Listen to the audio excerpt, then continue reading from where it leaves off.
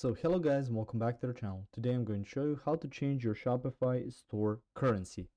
So the first thing you want to do is log into your Shopify admin panel, which will look something like this. From here you can see home, orders, products, customers, marketing, analytics, online store, apps, as well as settings underneath.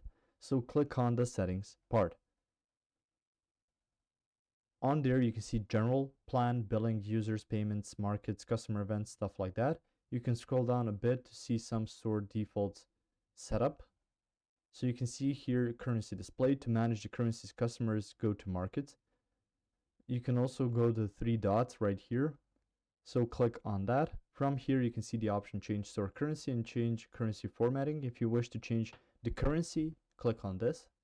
And you can see the store currency, reason for changing. You don't have to put a reason down, but if you feel like, you can add it. So you can just type out something the reason you wanted to change the currency. So from here you can choose a lot of different stuff. So let's just choose this one. It says change your currency will require you to review and update pricing across your store to prevent unexpected results at checkout. So even though it changes currency, so let's say you put in $10 and you change to euros, it's going to be a bit different. So it's going to calculate the difference, but you will need to check manually for every product since there may be some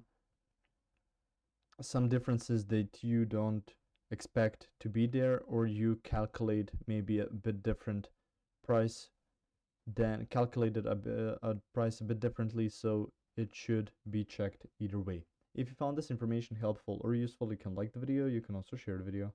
You can subscribe to the channel and click the notification bell to get notified about new videos on Shopify or some other topics you might find interesting as well.